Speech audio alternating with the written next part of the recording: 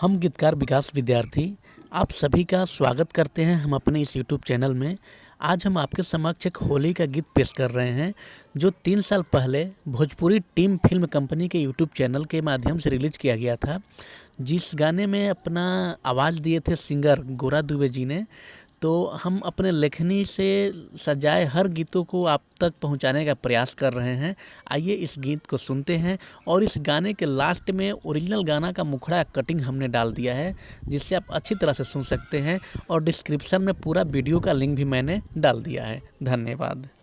किला हंगाला सारे भजो गाके रखनी रंग हो ओइले ना कही के सब पालन कइले भंग हो। हमरो उली हले पानी खोजला हंगा रंगल पानी।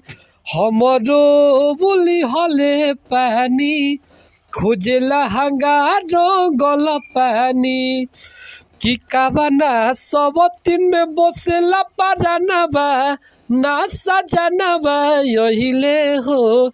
कि होलिया में आवे के देखनी सपनाबा ना सजनाबा यहिले हो।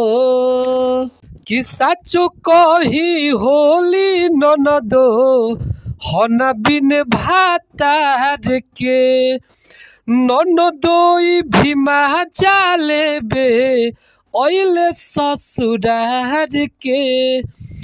कि खेतबा में सरस फुलइले कोयलिया के कुहुकल सुनइले।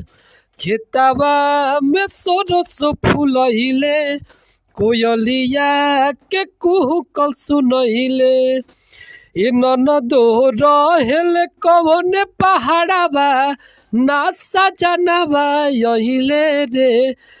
कि होलिया में आवे के देखनी सपनाबा ना सजनाबा यहिले रे। कि आस में निराश कोइले भी कास मोरे मन के रंग बिना यंग हमार रह जाता खखन के। कि गोरबो जे रहित लगाबा उहो छोड़ी के भागल बहाराबा। गोरबो जे रहित लगाबा उहो छोड़ी के भागल बहाराबा। ए ननदो भुवरी धइलस खजानाबा ना सजनाबा यहिले हो।